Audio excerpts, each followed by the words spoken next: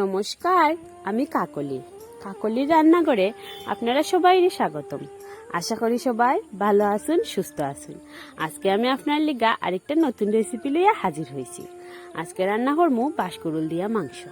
প্রথমে আমি বাঁশকুড়ুলটারে একটু টুকরা টুকরা করে কাটি লইছি বাহলটা ফালাইয়া। ওহন আমার কি কি লাগবো চলো আগে এটা তোমরা লগে শেয়ার করি, এটা আগে তোমরা দেখিলাম। তো বাঁশকুড়ুল দিয়া মাংস রান্না করার লিগা প্রথমে আমি মাংসটারে মেরিনেট করে রাখবো। তো বেশি কিছু দিয়ে আমি মেরিনেট করতাম না, শুধুমাত্র আমি এটার মধ্যে একটু লেবুর রস দিব আর একটু হলুদ আর একটু লবণ দিয়ে আমি মাইখা মাংসটারে কিছুক্ষণ আমি ঢাকা দিয়ে রাখবো। এখানে লাগবো আমার একটু কিছু পেস্ট বানানোর লিগে আমি আদা, রসুন, কাঁচা লঙ্কা আর শুকনা লঙ্কারে পরিমাণ মতো লইয়া বাটি লাইছি। এদিকে বাঁশকুড়ুলটারে আমি সিদ্ধ দিয়ে জলটা ফেলাই দিব। তারপর কড়াইয়ের মধ্যে তেল দিয়া আমি কিছুটা পেঁয়াজ কুচিরে বেশি কড়া ভাজি নেবো, কিছু বেরেস্তা বানিয়ে এটা তুলে নেবো।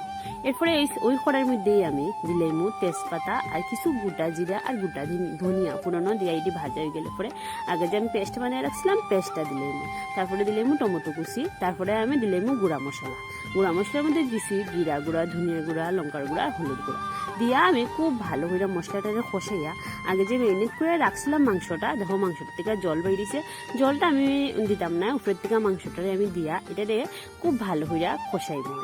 কষানি যখন একটু হয়ে যাব তখন এর মধ্যে আমি দিলাম কিছু আলু আর কিছু পেঁয়াজ কুচি দিয়াও আমি এটারে খুব ভালো করে আবার কষাইব। তো কষাইয়া এটার মধ্যে আমি একটু লবণ দিয়া আবারও ভালো করে ঢাকা দিয়া আমি মাংসটারে খুব ভালো করে কষাইব। দেখো মাংসটার থেকে জল বাইরিছে, আমি কিন্তু আলাদাভাবে কিন্তু জল দিছিলাম না, মাংসটার থেকেই জল বাইরিছে। তো দেখো কি সুন্দর তেল ভাসি উঠছে, মোটামুটি আমার কষানি শেষের পথে আইছে।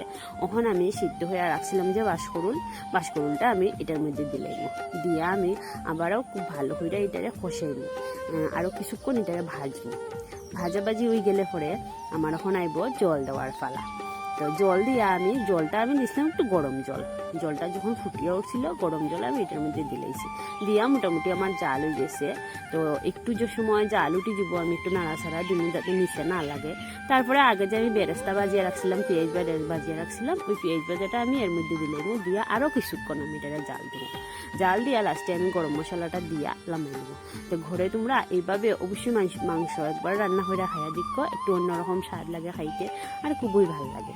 আর যদি আমার রান্না তোমরা ভালো লাগে লাইক করো, কমেন্ট করো, ফলো করো আর আমার পাশে দেখো। আর এরকম বাঁশকুড়ুল দিয়া হঠাৎ বৃষ্টির দিনও মাংস রান্না করে খাইয়া দেখো, খুব ভালো লাগে খাইতে।